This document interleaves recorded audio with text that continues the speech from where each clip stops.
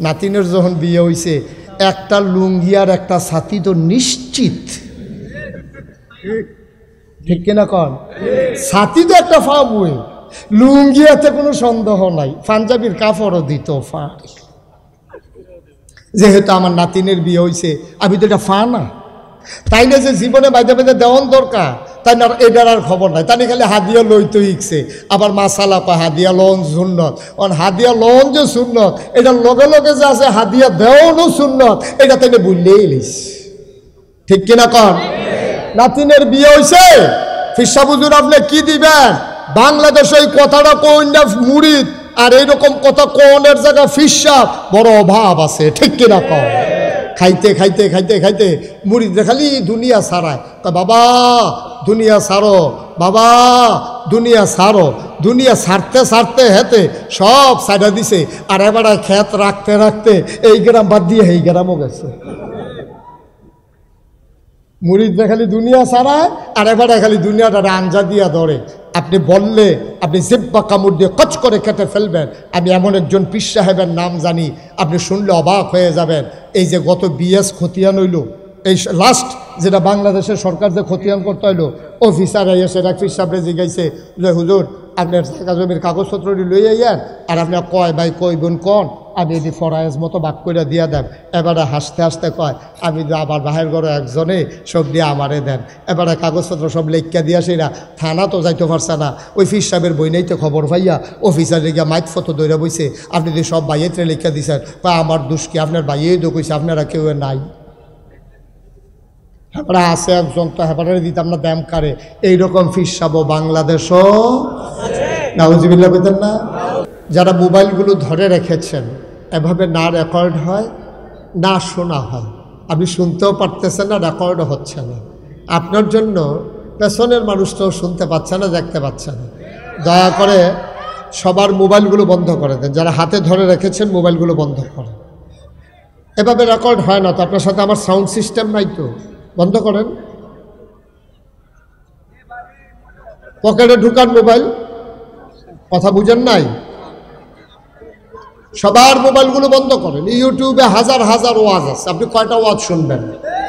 ওয়াজ শুনতে শুনতে একদিন মরে যাবেন, দেখবেন যে ওয়াজ আরো বাহির হয়েছে, সবটি হুন্ডা যেতেন পারছেন। আরে আপনি কি মোবাইলটা বন্ধ করতে এতক্ষণ লাগছে? কি হয়েছে তোমার? পকেটে ঢুকা ওটা।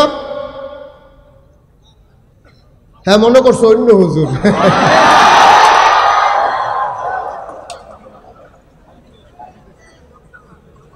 একবার বলবো কানের তো খুললো এটা, কারণ ডিফা ডাফা দিয়ে ইয়ে বইছে দেহায় দেহায়। আমিন বলেন। ওই যে মোবাইল ধরে রাখছে আপনার পেছনে, একটা মোবাইলে দয়া করে ধরবেন না। আপনি ওয়াজ শুনতে আসছেন, আপনি মনোযোগের সাথে ওয়াজ শুনেন। আপনি যদি আবার মোবাইলের ভিতরে চাইয়া থাকেন, তো সারা জীবন তো ভিতরে দেখলেন, তো আমি বাড়ি শিখিতাম, তাই ভিতরে থাকতাম, এটাই ভালো আছিল নাকি? হ্যাঁ, দয়া করে দিকটা কেউ শব্দ করবেন না। যে ভাই, আরে আপনি চুপ করে থেকে ধরো, কথা বেশি কম। আপনি চুপ করার লাগতো না, এই চুপ করার লাগতো না, বসেন। একটা শব্দ হবে না, তিন পতন নিস্তব্ধতার মাঝে কথা হবে। আর মিডিয়া নিয়ে সব জায়গায় অভিযোগ। ভাই, আপনার এই চান্দিনা মাহফিলটা এখন আমেরিকা থেকে দেখতেছে, আপনি বুঝেন? এখন এটা ব্রিটেন থেকে, জার্মানি থেকে, দুবাই থেকে, সৌদি আরব থেকে, মালয়েশিয়া থেকে এখন এটা সরাসরি চলে যাচ্ছে। ওরা অনেকেই শুনতেছে, দেখতেছে। তা আপনি যদি এই ফিলুইয়া ফানা করেন যে হ্যাঁতে হ্যাঁ বইয়া দেখতে গেলে আমরা লগে বইয়া দেখতাম পারি না, ফিলুইয়া ফানা করি। একটু কথা বলেন না আপনি, আবার কথা কয় বোকার মতো। আপনি কথা বলতে বলছি, সবাই কোন আমিন। দয়া করে একটু সুযোগ করে দিতে হবে। জায়গা অনুযায়ী আপনারা লোক বেশি হয়েছেন, এটা ভালো। মাহবুব ভাই, আমাদের মাহবুব হুজুর দাওয়াত দিছিল ঘর ফিসে একজন, আপনারা আইয়া পড়ছেন হাফটা, এর লেগে একটু সমস্যা হয়েছে। সামনের বছর বুঝ করে আইয়া করবো, আয়োজন করবো ইনশাআল্লাহ। এটা অনেক বছর পরে শুরু করছে তো, উনি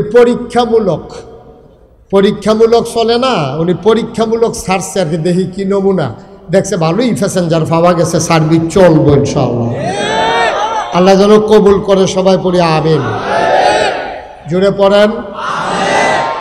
শুধু আমার দিকে তাকাই থাকবেন, হ্যাঁ, মাছের মতো নিষ্পলক নয়নে, খরগোশের মতো কান খাড়া করে। এই যে ঘুরে বসেন, এদিকে এদিকে ঘুরে আমার দিকে ঘুরে বসেন। এই মোবাইলটা রাখেন, পকেটে ঢুকান। এই পর্যন্ত 5 বার না 6 বার ধরছে, এটা লইয়ে যাবো কমেন্ট। আমিন কন, জোরে কন। উনি কইছে কারবার দেখছ সাইডগুল দিয়ে গুছাই আনছে, আন্না দিই বাতির তলাম দেখ। মার হাবা কন। আমি অনেক মাহফিলও সেটিং চেঞ্জ করে আলাইছি। মঞ্চে বইয়া যে কথা কয় না, তারারে নামাইয়া কথা কইনারে উড়াইয়া তারারে নিচে বয়াইছি। আমি আশা করি এই কাজ এখানে করা লাগবে না। আপনারা যারা বসছেন আশা করি আওয়াজ করবেন ইনশাআল্লাহ। আল্লাহ যেন কবুল করে, সবাই করে আমিন। অনুগ্রহপূর্বক যেই ভাই এখন আওয়াজ করছেন, চিৎকার দিছেন, এটা দয়া করে করবেন না। আপনার কাছে অনুরোধ, আপনি একজনের চিৎকারে যে কত বড় ক্ষতি হয় এটা আপনি বুঝেন না, এটা আপনি বুঝেন নাই। আপনারা বুঝলে, আপনারা পিটাইলেও আপনি এই আওয়াজ করতেন না। আপনি চুপ করে শুনেন, শুনতে পারবেন। চুপ করে শুনেন, আপনি শুনতে পারবেন। আওয়াজ করলে আপনি শুনবেন কেন? আপনি নিজেই তো একটা আওয়াজ। একটু পরে পরে একটা চিৎকার করে, আপনি ইশারা ইঙ্গিতে অথবা মোবাইলে কারো মাধ্যমে জানান। এত বড় একটা চিৎকার করলে মাহফিলটা আর থাকে কিছু? একদম বিবেক তো খাটাইতে হবে ভাই। আপনি শুনেন না বলে সবার মাহফিলটা ধ্বংস করে দেবেন? আপনি কান খাড়া করে এদিকে ফিরে তাকান, খেয়াল করেন, বাড়ির চিন্তা ছেড়ে দেন। চিন্তা করতে আসেন দোকানটা জানি এতেনটি বন্ধ করছেন, তো শুনবেন কেমনে? খেয়াল করে শুনেন।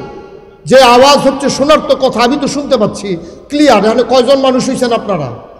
আমি খালি মুখে ওয়াজ করলে তো আপনারা শোনার কথা। বলেন সুবহানাল্লাহ, বলেন আলহামদুলিল্লাহ, বলেন আল্লাহু আকবার। শুকরিয়া আদায় করলাম কার? জোরে বলতে হবে কার? এটা আপনি বন্ধ করেন, বন্ধ করেন। এটা শুকরিয়া আদায় করবো কার? করে যাব কার? লস না লাভ? কম না বেশি? প্রমাণ আছে নাকি নাই? আমার আল্লাহ রাব্বুল আলামিন কুরআনুল কারীমে কত সুন্দর করে ওয়াজ করে দিলেন। আল্লাহ বলেন, লা ইন শাকারতুম লা আযীদান্নাকুম। ও দুনিয়ার মানুষ, নামত পেয়ে যদি শুকরিয়া আদায় করবে, যেই নামত পেয়ে শুকরিয়া আদায় করবে, শুকরিয়া আদায়ের কারণে ওই নামত আমার আল্লাহ আরো বহুত গুণে বাড়িয়ে দেবে। বলেন সুবহানাল্লাহ। আমার আল্লাহ যা বলেন তা করেন নাকি করেন না? কম কম না বেশি বেশি? প্রমাণ আছে নাকি নাই? কুরআনুল কারীমে 30 পারায় সূরা বুরুজের শেষ অংশে আল্লাহ কত সুন্দর করে ওয়াজ করে দিলেন। আল্লাহ বলেন, ফাআলুন লিমা ইউরিদ। আমার আল্লাহ এমন আল্লাহ, তার যা মন চায় ওই কাজটাকে আমার আল্লাহ বেশি বেশি করে দেন। বলেন সুবহানাল্লাহ। আল্লাহ দুনিয়ার মানুষের মতো না। দুনিয়ার মানুষ বলে একটা, করে আর একটা, ঠিক কিনা? দুনিয়ার মানুষ অসুখে পড়লে একরকম, ভালো হয়ে গেলে আর একরকম, বিপদে পড়লে একরকম, বিপদ দূর হয়ে গেলে আর একরকম। দুনিয়ার মানুষ ক্ষমতায় থাকার সময় একরকম, ক্ষমতা চলে গেলে আরেক রকম, ঠিক কিনা? আমাদের আন্দাজ নাই, এই মুখে দিয়ে যাই তাই কইতে থাকে। টেলিভিশনটা খুললেই, পত্রিকাটা খুললেই দেখা যায় খেলা হবে, আছে নাকি নাই? একটা এরকম একটা কথা কইলে সারে তুমি খেলতা ফার বাকি ফার, মানে এটা বুঝ করে কোন লাগে না? হ্যাঁ ওপেন হার্ট সার্জারি হয়ে রয়েছে, দুইজনে দইরা খেলা করান লাগে, হাতে কয় খেতা হবে খেলতে পারে, খেলতে পারে। ফলাফানে যখন মাঠও নামছে তখন হেবাটার আর বিচাইরা পাওয়া যায়, তখন ফলাফানে এক সাইডটা গোল দিতে দিতে দড়ি গিটটাইয়া শেষ, খেলার শেষ হয় না, ঠিক কিনা কম? মুসলমান মন দিয়ে শোনো, আমাদের মানুষগুলো ক্ষমতায় থাকতে একরকম, ক্ষমতা চলে গেলে আর একরকম, ঠিক কিনা? আল্লাহ তাবারক ওয়া তাআলা তিনি যা বলেন তিনি তাই করে দেন, তিনি ওয়াদা খেলাফ করেন না। ওয়াদা খেলাফ করা আমার আল্লাহর জন্য শোভা পায় না, ঠিক কিনা? তিনি নিজেই নিজের ব্যাপারে ওয়াজ করে দিলেন। আল্লাহ বলেন, ইন্নাকা লা তুখলিফুল মিআদ। আমার আল্লাহ এমন আল্লাহ, তিনি যা ওয়াদা করেন ওয়াদার খেলাফ করা আমার আল্লাহর জন্য শোভা পায় না, ঠিক কিনা? এই আল্লাহ আছেন নাকি নাই? ছিলেন নাকি ছিলেন না? থাকবেন নাকি থাকবেন না? আমার এই আল্লাহ কয়জন? জোরে কন, আর জোরে, মধুর সুরে, সবাই মিলে মন প্রাণ উজাড় করে গলা ছেড়ে দিয়ে মধুমাখা কণ্ঠে আকাশ বাতাস প্রকম্পিত করে, চান্দিনার জমিন কাঁপিয়ে দিয়ে রাতের নিস্তব্ধতা ছিন্ন ভিন্ন করে। চলো ওই আল্লাহকে সবাই মিলে একটা ডাক দেয়, আল্লাহ। ও প্রাণের আল্লাহ, খুঁজে খুঁজে দেখলাম সব কিছুর মতো পাইলাম, তুমি লাম ইয়ালিদ ওয়ালাম ইউলাদ ওয়ালাম ইয়াকুল লাহু কুফুয়ান আহাদ। তিনি কারো থেকে জন্ম নেন নাই, কাউকে জন্ম দেন নাই। বন্ধু, দুনিয়ায় পীরের মতো পীর হয়, নেতার মতো নেতা হয়, মন্ত্রীর মতো মন্ত্রী হয়, আমার আল্লাহর কি মতো হয়? ওয়ালাম ইয়াকুল লাহু কুফুয়ান আহাদ। তার মতো নাই, তার লয় নাই, তার ক্ষয় নাই, তার শুরু নাই, তার শেষ নাই, তার আদি নাই, তার অন্ত নাই, তার দিগন্ত নাই, তার ডেস্ট্রয় নাই। তিনি ছিলেন, তিনি আছেন, তিনি থাকবেন, তিনি কয়জন? চলো সবাই মিলে আবারও সবাই মধুমাখা কণ্ঠে জানিয়ে দেই, লা ইলাহা ইল্লাল্লাহ, লা ইলাহা, জোরে জোরে লা ইলাহা, আর জোরে লা ইলাহা, মধুর সুরে লা ইলাহা, মাশাআল্লাহ লা ইলাহা।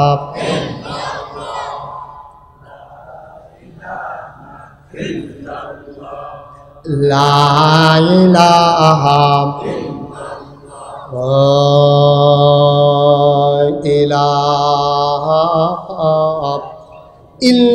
ইল্লাল্লাহ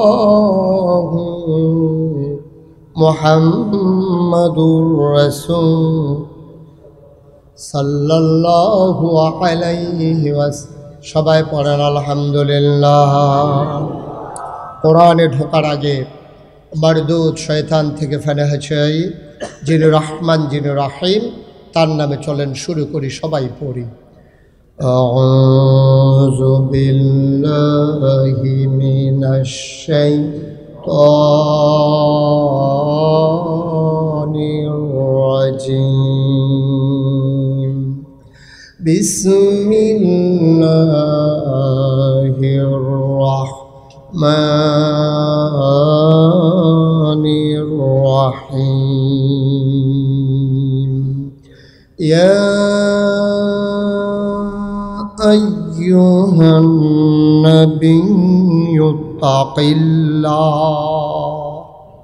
ওয়া লা তুতি'ল কাফিরিনা ওয়াল মুনাফিকিন ইন্নাল্লাহা কানা আলিমান হাকীমা।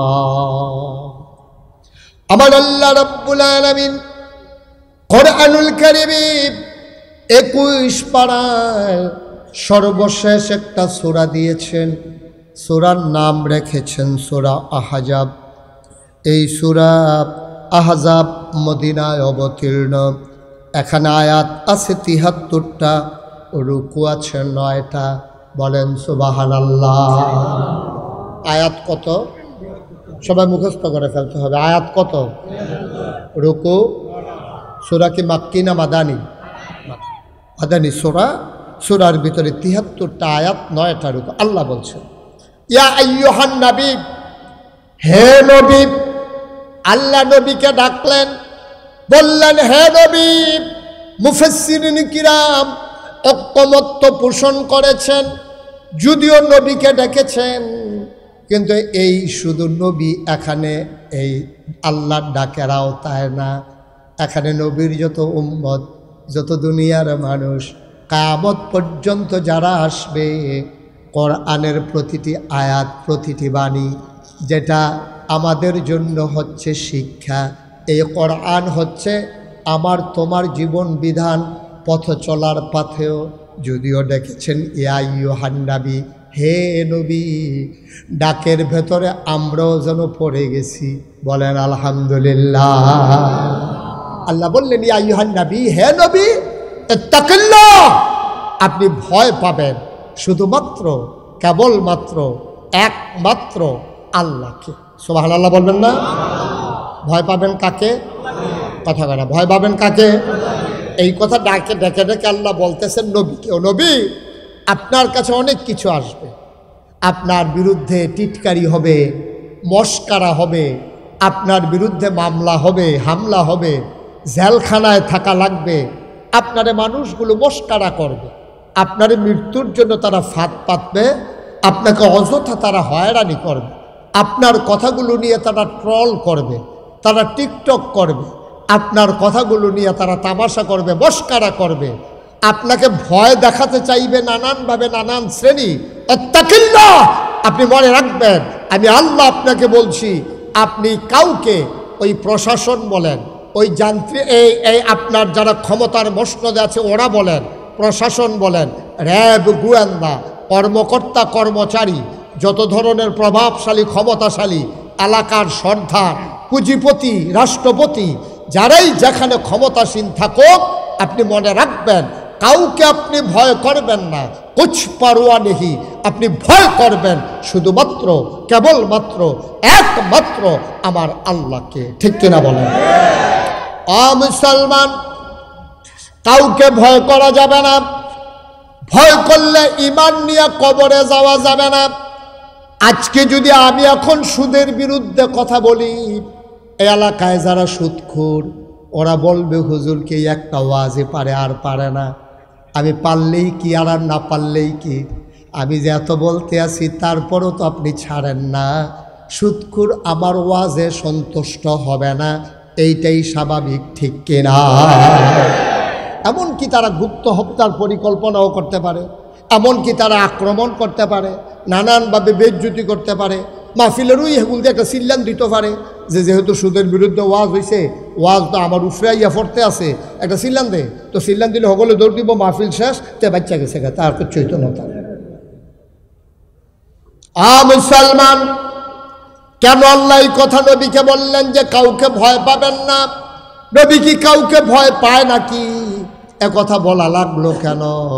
কারণ হলো, নবী যখন দ্বীনের দাওয়াত দেওয়া শুরু করলেন, 3 দল মানুষ নবীর বিরুদ্ধে একেবারে খড়গহস্ত।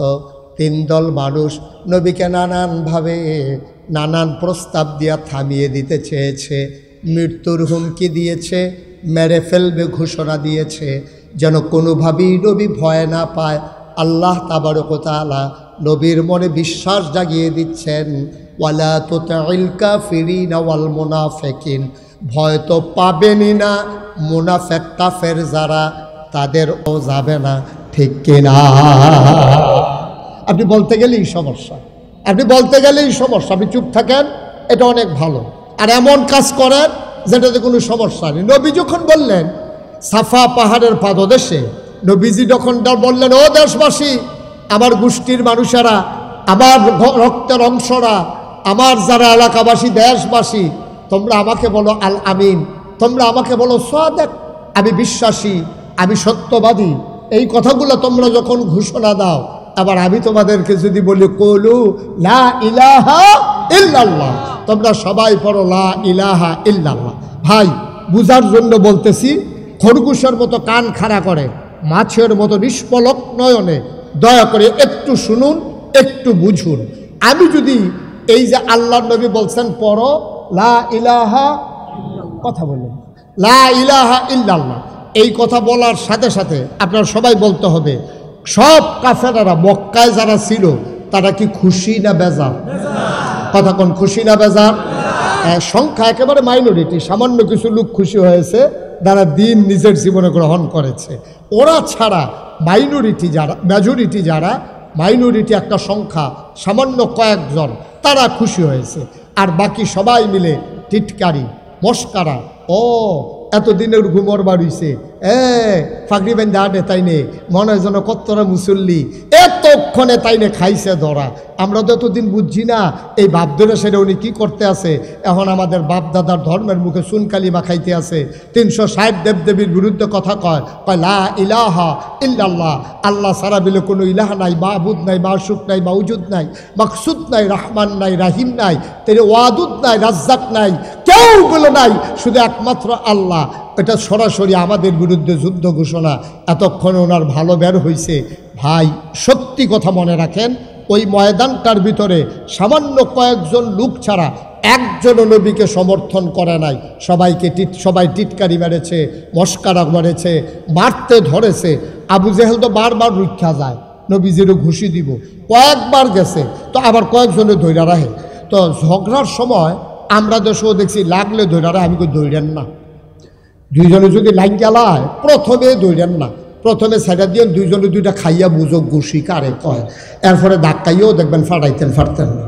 এই যখন টান দিয়া ধরে তার রেস্কো বাড়ে, তাই লাগনের লেগিয়া আরো শরীরের ভিতরে রেস্কো আইয়ে, এরপরে যদি আর দরুন্যাটা যদি বেরিয়েই তো হয়, তে মনে হয় যেন দুনিয়াটা তামা করে লাগবো। একটা খাইয়াইলে তার কন্যাইও আর ফাটাইতেন না। তো এই আবু জেহেল করছে কি, নবীজিরা বারবার মারতে যায় আর সবাই মিলে ধরে রাখছে। আবার আবু জেহেল আবার ভয়ও পায় যে এখন যদি আমি নবীজির গায়ে আঘাত করি, নবীর চাচা আমির হামজা, নবীর চাচা আবু তালেব, নবীর চাচা আবু লাহাব, নবীর বংশ বনু হাসিম গোত্রের লোকেরা সবাই যারা আছে, আমি মোহাম্মদরা একটা ঘুষি দিলে যদি হগলে ফিরে একটা করে দেয়, তা আমি দেম একটা ভাগে ফরে কয়টা, একটার জায়গা তো আর একটা থাকে না, অনেকগুলো তো ফেরেছে যায়। এইটা আবার ডরায়। এর ভিতর দিয়ে নবীর চাচা আবু লাহাব একেবারে পাথর নিয়ে হাতে ঢিল মেরেছে এবং জঘন্য একটা গালিও দিছে, বলছে ইয়া মোহাম্মদ তাব্বালাক, ও মোহাম্মদ তোমার ধ্বংস হোক। নাউজুবিল্লাহ বলবেন না? জোরে বলবেন না নাউজুবিল্লাহ? আবার আপনারা রায় দিবেন, ৪,০০০ বছর আগে যারা নবীকে গালি দিল, মারতে গেল, পাথর মারল, আজকে ১,৫০০ পরে এই ২০২৫ সালে ১২ই জানুয়ারি আবার আপনারা রায় দিবেন, নবী কি খারাপ মানুষ ছিলেন? নবী কি সন্ত্রাসী ছিলেন? নবী কি বাসের ভিতরে আগুন দিছিলেন? নবী কি ক্ষমতা দখল করতে চাইছিলেন? চান্দিনা বাজারে ভিড় দখল দিছিলেন? তাহলে নবীরে মারতে গেল কেন? কারণটা কি? একটাই তখন শুধু কারণ ঘটেছে, নবী বলেছেন তোমরা পড়ো লা ইলাহা ইল্লাল্লাহ। আচ্ছা, তাইলে এই কথা বলার কারণে নবীরে তারা মারতে ধরে, গালি দেয়, ধ্বংস করতে চায়। আমি মুশতাক ফয়েজি, নাগাইশের পীর সাহেব, আমি যদি এখন জিকির শুরু করি আর ফজর পর্যন্ত লা ইলাহা ইল্লাল্লাহ জিকির করি, সব মানুষ বিরোধিতা করবে দূরের কথা, সবাই এসে আমার দেশি মুরগির ডিম সিদ্ধ করে নিয়ে আসবে, মুরগার চাউ ছোট্ট করে বুনা করে সিডারুডি দিয়া যে হুজুরে অনেকক্ষণ ধরে জিকির করতে আসে, বিদেশি কম্বলটা, ফুতের টেহাড়া, গাছের লাউডা, মাছের মাথাটা, গরুর কলজাড়া সব আইনা নাগাইশের হুজুরের রুমের চতুর্দিক দিয়া, জিকিরের চতুর্পাশ দিয়া এরকম হাদিয়া তোহফা আসতে আছে। আর এলাকার সবাই কইতে আছে, আরে হুজুর যে জিকির করে, মনে হয় মাছে জিকির করে, গাছে জিকির করে, আকাশে জিকির করে, বাতাসে জিকির করে, কি সুন্দর জিকির। আমি জিকির করলে বাধা তো আসেই না, বরঞ্চ আমার হাদিয়ার অভাব হয় না। আর নবীজি ঠিক এই জিকিরটা করার কারণে নবীজির উপরে আঘাত আসলো, গালি আসলো, ওরা মারতে ধরলো, তাইলে বুঝা যা গেল কুসকুস কালা, ঠিক কিনা কম? বুঝা গেল? আমার জিকির আর নবীজির জিকির এক জিকির না, কারণ আমার জিকিরে কারো কিচ্ছু আসে যায় না। আর ওরা বুঝে ফেলেছে নবীর জিকির মানে হচ্ছে সাংঘাতিক জিকির। আবু জাহেল বুঝেছে আমি এখন সমাজের নেতা, আমি এখন সর্দারি করি। মোহাম্মদের সুন্দর চরিত্র, একটা মিশা কথা কয় না, আগের রাইতে এই বিচারের নাম দিয়া আগের রাইতে টেহা খায় না, আমানতের টেহা মাইরা খায় না, রাস্তার গম আইছে এডিও খায় না, হগিন্ডি বেডির লেগে বিস্কুট আইছে, আমরা হেতারা সেই বিস্কুট খাইয়া বইয়া রয়েছে। ঠিক কিনা? তারা দেখছে মোহাম্মদের যে চরিত্র, সুবহানাল্লাহ বলবেন না? আমার নবীজির যে চরিত্র, যেই সুন্দর অনুপমা আদর্শ, কি সুন্দর তার হাসি, কি সুন্দর তার চেহারা, কি সুন্দর তার ব্যবহার, কি মজার তার এই মেহমানদারি, এই মানুষটা যদি সমাজে কায়েম হয়ে যায় তাইলে আমি আবু জাহেলের সর্দারি এই সমাজে আর চলবে না। ঠিক কিনা কর? কথা ঠিক কিনা কর? এটা স্বাভাবিক জিনিস, এটা স্বাভাবিক জিনিস। সব অসতের মেলার ভিতরে একজন মানুষ যখন সৎ হিসাবে প্রকাশ পায় তখন অসৎ মানুষগুলো ডিস্ট্রয় হয়ে যায়, সততা বিজয়ী হয়ে যায়। কিন্তু আমাদের দেশে কি জানেন, অসতের এত মেলা হয়েছে, সৎ মানুষের এখনো কোনো দাম নাই। ঠিক কিনা কম? মনে করেন সব এই মাঠের ভিতরে হাজার হাজার মানুষ, আপনারা সবাই কাপড় চুপড় পরে আসছেন। এখন যদি একটা লোক একবারে উলঙ্গ হইয়া, নিচেও কিচ্ছু নাই, উফরেও কিচ্ছু নাই, একবার উলঙ্গ এই মাঠের মাঝখানে আইয়া যদি দাঁড়ায়, তা আপনারা সবাই মিল্লা উনার থেকে আরম্ভ করিয়া আমি মাহবুবুর রহমান আশরাফি ভাই, প্রিন্সিপাল হুজুর, আমরা এখানে যারা আছি সবাই কি বলবো? সবাই বলবো একটা অসভ্য প্রত্যাইয়া মাই দেখে রয়েছে, তার শৈলকটা কাপড় চুপড় নাই, তারে কইব কি কইব না? কথাটা কইব কি না কম? কারণ যেহেতু আমরা সবাই কাপড় পরে রাখছি, এখন একটা উলঙ্গ মানুষ আসলে সে হবে অসভ্য। কিন্তু সবাই যদি আমরা উলঙ্গ হইতাম, একটা মানুষের গাওয়ারও এই নাগেশের ফিসাব থেকে আরম্ভ করিয়া মনে করেন কারো গায়ে এক টুকরা কাপড়ও নাই, এর ভিতরে যদি দিয়ে একজন লোক কাপড় পরে আইয়ে, আমরা সবাই মিললে তারে কি কয়া? অসভ্য না, প্রত্যেকটা টানা তুলা ফেসে বাড়াতে টানা তুলা ফেসে ইয়া হেন বইছে। এখন এই জাহিলিয়াতের জমানায় কারবার হয়েছে এইটা। সব অসভ্যের মেলার ভিতরে একজন সভ্য নবী, তাকে তারা গ্রহণ করতে পারে নাই, সবাই মিলে তারা মারতে গেল। ঠিক কিনা কম? মুসলমান মন দিয়ে শুনুক, নবী দাওয়াত দেওয়ার সাথে সাথে তিন দল মানুষ নবীর বিরোধিতা শুরু করে দিল। একদল হলো তৎকালীন সমাজের সমাজপতি যারা, তৎকালীন সমাজের নেতা যারা, এক নম্বরে ওরা বিরোধিতা করলো। কারণ হলো ওরা জানে আমার নবীর শাসন যদি আল্লাহর শাসন যদি কায়েম হয়ে যায়, সৎ লোকের শাসন যদি কায়েম হয়ে যায়, আর এই জমিনে যদি আল্লাহর আইন বাস্তবায়ন হয়ে যায়, তাইলে আবু জাহাল, আবু লাহাব, উতবা, সায়বা কারোর পাত্তা থাকবে না। ঠিক কিনা? এই জন্য এক নম্বরে দাঁড়ালো ওরা যারা তৎকালীন সমাজের নেতা ছিল। দুই নম্বরে বিরোধিতা করলো কারা? যারা টাকাওয়ালা, কোটি কোটি টাকার মালিক ছিল। তারা বুঝে ফেলেছে যদি দিন কায়েম হয়ে যায়, শতকরা 2.5 টাকা হারে কেউ ইচ্ছা করে জাকাত দিলে দেবে, নাইলে তার থেকে জাকাত আদায় করা হবে। সুতরাং সে বুঝে ফেলছে এত মেহনতের টাকা ইসলামের নাম দিয়ে আবার কাছ থেকে নিয়ে যাওয়া হবে। এই জন্য তৎকালীন পুঁজিপতি টাকাওয়ালা যারা, তারা ঘোষণা দিয়ে দিল, টাকা নাও, ইসলাম থামাও। ঠিক কিনা কন? এখনো একটু কথা কয়েন, আপনি কিন্তু 2-3 বার কথা কইছেন, আমি দেখছি, একটা শব্দও করেন না, বিরক্ত করেন। আমার সময় আমি পাবো কম, এটার ভিতরে দিয়ে আপনারা ফেরিঘাটের তারার মতো কাম করলে কারবার হইব। কথা তো একটা মনে পড়ছে, এটা কি কইলে তা? আমি না একবার ওয়াজও গেলাম মাওয়ার হেইফারো, পদ্মা নদীর হেইফারো বাবা। তা আমারে যখন দাওয়াত দিছে পরে আমার যারা বন্ধু বান্ধব অনেকে কয়, হুজুর এটাকে আপনি নতুন না আরও আগে গেছেন? আমি আবার প্রথম যাইতে আসি। তখন কিন্তু আপনার ওই পদ্মা সেতু চালু হয়েছে না, তখন ওই লঞ্চে ফালন লাগে অথবা স্পিড বোর্ডে ফালন লাগে। তো এইটা নিয়ে কয় যে সাংঘাতিক বিষয়, হ্যাঁ ন কইলাম আপনারা দেখবেন হোটেলওয়ালারই সবচেয়ে বাটফার। আমি কই কীরহ? কয় খানাফাতো বোয়াই দিয়া ওকে সাইডা টাইডা মজা করে খানা দিয়া, যখন মাইতফাতো গিয়া সারবেন খাওয়া অর্ধেক হয়েছে, আটকে একটা ইয়া কইব লঞ্চ ছাইড়া দিতে আস, তারপরে তো হালাই দিয়া যাবেন হেঁটে বইয়া বইয়া খাইতে আস। আমি কই যাও, কইয়া দিচ্ছেন ভালো হয়েছে, তাহলে আমিও যাইতে বুদ্ধি করিয়ে যাই। তা আমি যখন গেছি পরে আমারে যেমনি হেন ডাকারাই করে মনে যেন ফ্রি খাওয়ায়, বুঝতে আসেন আসেন সেটা ডাল ভাত খান, কোনো সমস্যা নাই, মনে হয় যেন এতে দাওয়াত খাওয়াইতে আছে আমারে। তো এরকম ডাইকা ডিকা নিয়ে বয়াইছে। ম্যানেজারটা আমার দেখা কি চিনছে না চিনছে করতে পারতাম না, তখন আমার তো পরিচিত নাই, কারণ ওই ইয়ার পরে না আমার চিনারা একটু বাড়ছে। হ্যাঁ, ওই ইয়ারা যে কইসলাম যে হ্যাঁ ইয়ারার পরে না, ইয়াটা কম যেত না, তোমরা যত কথা কেউ ইয়াটা আর কম যেত না। হয় এমনি বড় বিপদে আছি, চিন্তা করছে একটা বুর্খা কিনালাম। তোমরা যা শুরু করছ, আমি সাংঘাতিক বিপদে আছি। হয় মার হাবা কয় না রে, মালিকাই আসেন আমারে কয় হুজুর আমি নিজে রাতে মাছের মাথাটা ধুইছি, এটা আপনি খান, ইলিশ মাছের মাথা সবচেয়ে বড় মাথা, আপনি মজা করে খান। তা আমি তো জানি যে এটা কারবার কি করে, তা আমিও মাছ লই যাবো, দেন না অসুবিধা নাই, সুবিধা হইলে দেন। তো মাছ টাছ দিয়ে আসছে, মাছের মাথা, এটার ভিতরে তো কাটা বেশি, ইলিশ মাছের মাথা একটু খাইয়ে আসছি। পরে একটা দৌড় দিয়ে আইয়া সেটা কয় হুজুর লঞ্চ সাইডা দিতে আছে। আমি কই তৈলে খানা দিয়ে একটা প্যাকেটও করে দিই, আমি লঞ্চ বইয়া বইয়া খায়াম।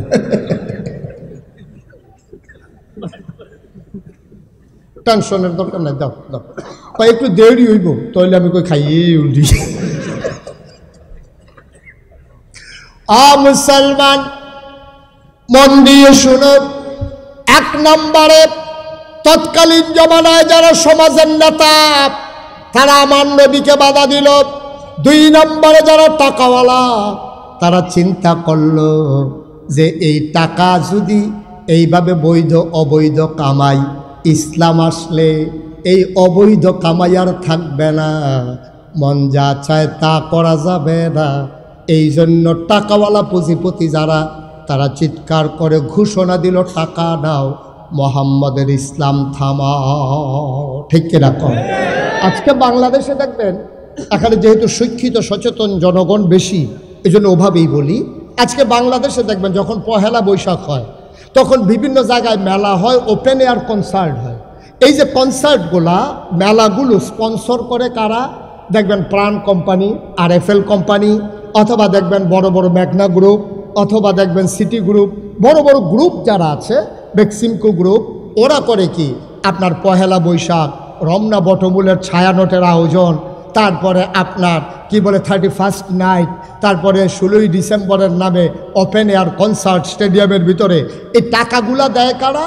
টাকাগুলা দেয় বাংলাদেশে বড় বড় শিল্পপতি যারা, টাকার মালিক যারা, যারা আগে দাঁড়িয়ে রাখছিল বিপদ কামাই লিখছে।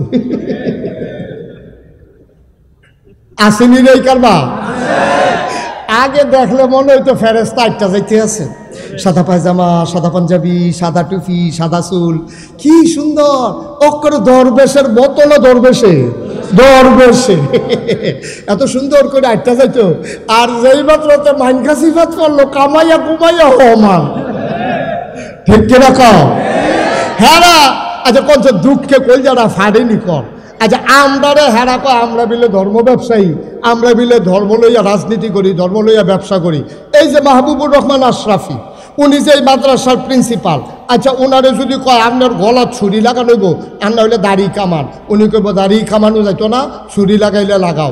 আমি মুশতাক ফয়েজি, আমার যদি 1 কোটি টাকার প্রস্তাব দেয়, 100 কোটি টাকার প্রস্তাব দেয় যে 100 কোটি টাকা দেওয়া হবে, আপনি দাড়িগুলা কামাই ফেলেন, আমার দ্বারা কি সম্ভব? কথা বলা সম্ভব? তাহলে যেই মানুষগুলো কোটি টাকার কাছে হার মানে না, যেই মানুষগুলো গলায় বুকে বন্দুক ধরলে তার ইসলাম থেকে দূরে সরে যেতে চায় না, তারা হয়ে গেছে ধর্ম ব্যবসায়ী। আর যারা রাজনৈতিক ভাবে নিজেকে প্রতিষ্ঠিত করার জন্য সুরত ধারণ করে ইসলামের, সুরত হলো শয়তানের, ওরা ধর্ম ব্যবসায়ী না, আমরা ধর্ম ব্যবসায়ী, ওরাই হচ্ছে প্রকৃত ধর্ম ব্যবসায়ী। ঠিক কিনা বলেন?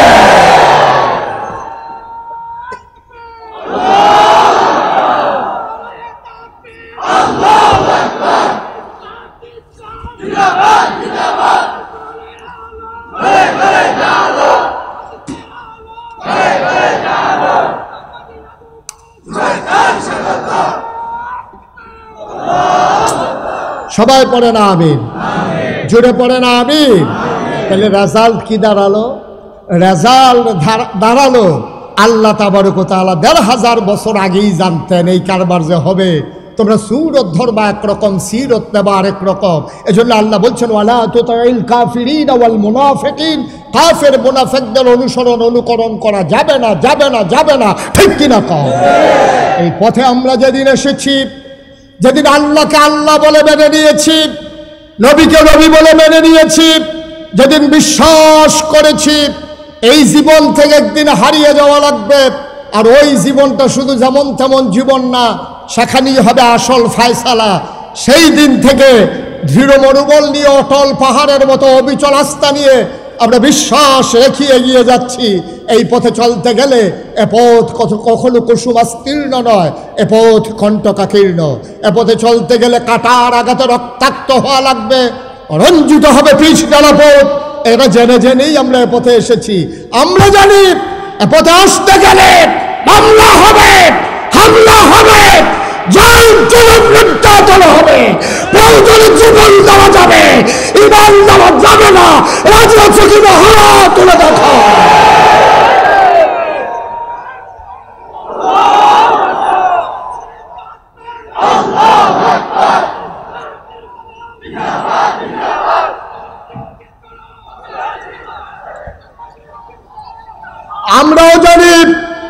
আমরাও জানি কেমন করে তাল মিলিয়ে চলতে হয়, আমরাও তাল মিলিয়ে চলতে জানি। কিন্তু আমরা বিশ্বাস করি এই দুনিয়ায় ফুলের মালার কোনো দাম নাই, কবরে যদি হয় জোতার মালা। ঠিক কিনা বলো?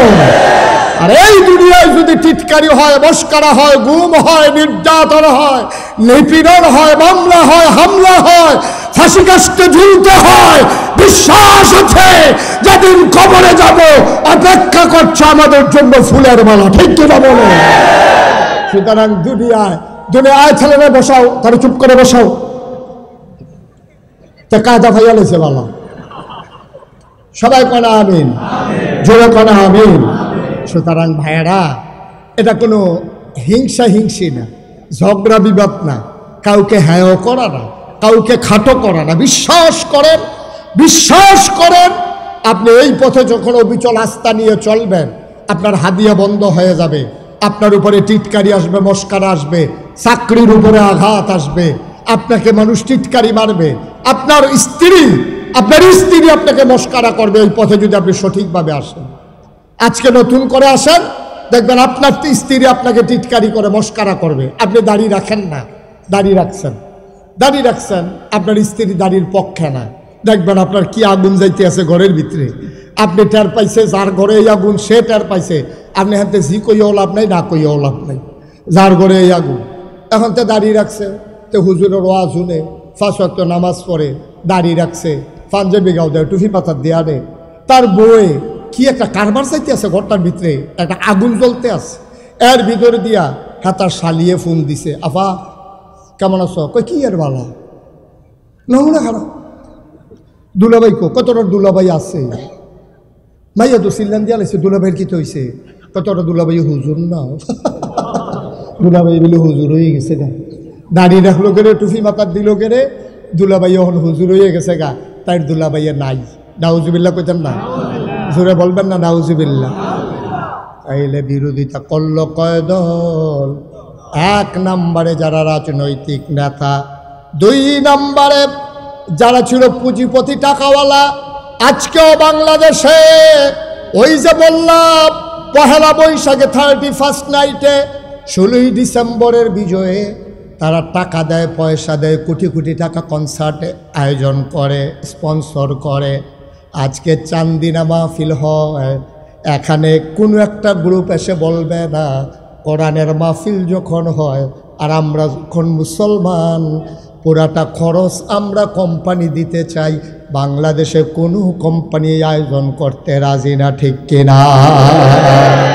ওরা বেহায়াপনা ছড়ানোর জন্য ওদের টাকা ইনভেস্ট করে, ওরা ইসলামকে ধ্বংস করার জন্যে তারা টাকা ইনভেস্ট করে, যুবক যুবতীর মাঝে অবাধ বিচরণ ছড়িয়ে দেওয়ার জন্যে, বেহায়াপনা অশ্লীলতায় আমার এই যুব সমাজকে ধ্বংস করার জন্যে ওদের যত পায় তারা, ইসলামকে রক্ষা করার জন্য ওদের একটা টাকাও খরচ হয় না। ঠিক কিনা বলেন?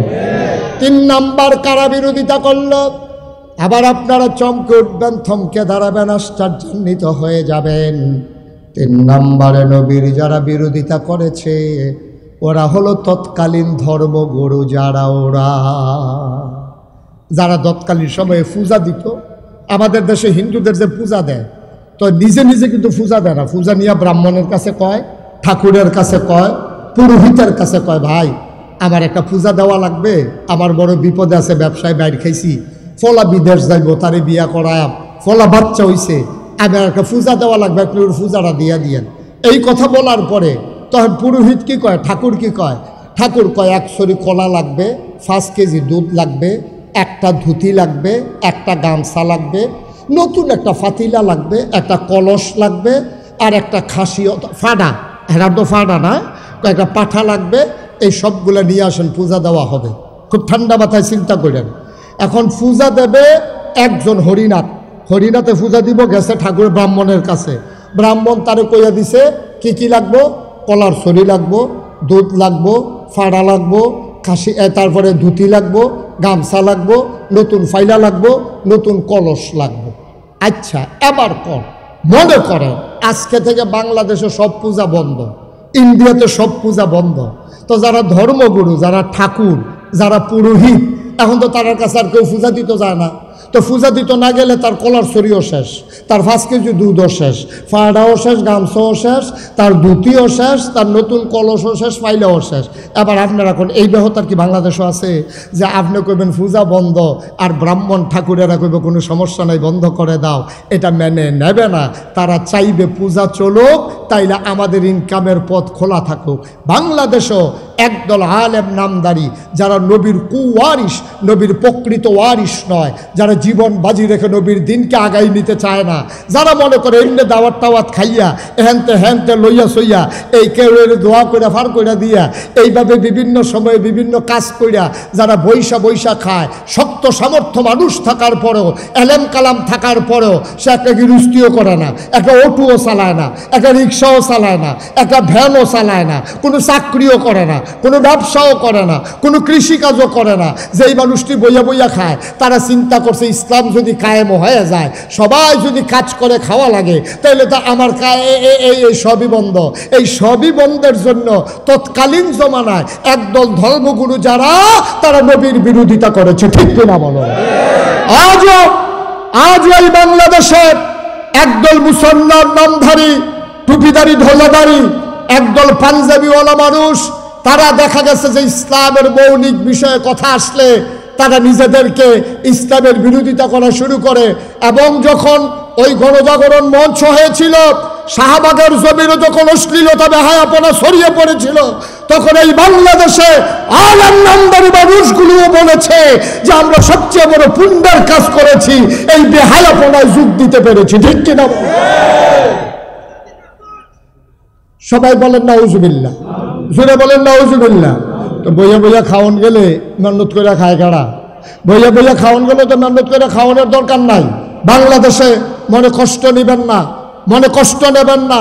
হক্কানি পীর মাশায়েখ আছে বলে এখনো বাংলাদেশে মুসলমান টিকে আছে, কিন্তু পীরালির নাম দিয়া একদল যেইভাবে ইসলামটাকে শেষ করে দিয়েছে, একদল, সবাই না, হক্কানি পীর মাশায়েখ আছেন এখনো, কিন্তু পীরালির নাম দিয়া একদল মানুষ এই হগিন্নি বেটি টেহা দেয় খায়, রিক্সাওয়ালা টেহা দেয় খায়, খালি হিকছে এইটা এমনি আত্রা এমনি থাকে, কেডা যেন এমনি ঘুরাই দিছিল, এটা আবার এমনি হইয়া যায়। ঠিক কিনা কও? কেন আপনার মতো মানুষ, আমি যে মুশতাক ফয়েজি, আমিও তো ফিসাব, আমি মেহনত, আমি মাটি কাটলেও তো ডেলি 500 টাকা পাই। আমি যদি মাটিও কাটি, আমার ডেলি 500 টাকা রুজ দেওয়ান লাগবো। আমি অটো চালাইলেও 1000 টাকা কামাই করতাম পারাম, আমি সিএনজি চালাইলে আমি 1500 টাকা কামাই করতে পারবো। কিন্তু বাংলাদেশে এমন অনেক পীর আছে, 1-2 জন না, শত আছে, কোনো কাজ নাই, কোনো কাজ নাই, অর্ধাঙ্গ বিকলাঙ্গ না, পরিপূর্ণ সুস্থ মানুষ, শুধু বৈশা খায়, মানুষ দেয় আর হ্যাঁ খায়। এইরকম আছে নাকি নাই? তারে বসান, ছেলে বসো, বসো, উঠে সিফা দিয়ে বলে থাকবো না, আছে নাকি নাই? অথচ দেখেন 1500 বছর আগে আমার নবীজি, আহারে, কেউ যদি প্রমাণ দিতে পারেন যে একদিন তিনি বসে খাইছে, আমার একদিন প্রমাণ দেন, একটা প্রমাণ দেন যে নবী 63 বছরের জিন্দিগিতে একদিন তিনি অসহায়ভাবে শুধু বসে বসে তিনি খাবার দাবার চেয়েছে, ওনার কি হাদিয়া ছিল না? সাহাবারা তো কলজা রাখাটা দিয়া লাইতে চাইছে, বেটা বাড়ি ঘর দিয়া লাইছে। একদিন আম্মাজান আয়েশার ঘরের ভিতরে একজন আনসার মহিলা আইসা দেখে যে নবীজিরে জিজ্ঞেস করছে, আম্মা ও আম্মা, নবীজি যে ঘুমায় বিছানাটা আমাকে একটু দেখাবেন, কেমন বিছানায় তিনি ঘুমায়? গিয়া দেখে একটা চট, এক ভাঁজ করা একটা চট এটা বিছাই রাখছে। এই চটটার উপরে হাত রাইখা মহিলাটা কাঁদতেছে, আরে আমরা কত নরম বিছানায় ঘুমাই, আর নবীজির মতো মানুষ এই একটা চটের উপরে ঘুমায়। এই কথাগুলো কাঁদতেছে, বলতেছে, আম্মা ও আম্মা, আমার ঘরে একটা তোষক আছে, উপর দিয়া চামড়া, পেছনে ভেতরে এই এই খেজুর গাছের শোভা দেওয়া, আপনাকে এটা নিয়ে আসবো? আম্মা জান আয়েশা ছোট্ট মানুষ, তিনি খুশি হয়েছেন, তিনি মনে করলেন মজাই হবে, আরাম করে শোয়া যাবে। যখন এই টাইনা দেওয়া হলো, ঈদ অবসরে নবীজি ঘরে ঢুকলেন। উনি যখন খাটের উপরে বসলেন, দেখলে একটু নরম নরম লাগতেছে। নবীজি বললেন, এইটা পাইলা কই? কয়েকজন মহিলা হাদিয়া দিয়েছে। আয়েশা, ও আয়েশা, আমার নবীজি আমার উহুদের পাহাড়, আমার আল্লাহ আমাকে উহুদের পাহাড়টা স্বর্ণ বানাই দিতে চাইছিল, আমি এটা রাজি হই নাই, আমি দুনিয়া থেকে ছেড়ে দিয়েছি। সামান্য একটা তুষকের কাছে হার মেনে যাব? ওকে ডেকে তুষকটা ফেরত দিয়ে দাও, আমার তুষক লাগবে না, আমার জন্য এই চটি আমার যথেষ্ট। সুবহানাল্লাহ বলবেন না? আল্লাহর নবী শেষ বয়সে একটু বাঁকা হয়ে হাঁটতেন, তিনি একটু কজু হয়ে গিয়েছিলেন, বাঁকা হয়ে গিয়েছিলেন। আম্মা জান আয়েশা কেঁদে কেঁদে বলতেন, নবী গো, আপনার বয়স তো এত বেশি হয় নাই, আপনার বয়স আর কত হয়েছে, এই বয়স আপনি কেন বাঁকা হয়ে গেছেন? আল্লাহর নবী চোখের পানি ছেড়ে দিলেন, ডাক দেয়া আয়েশা।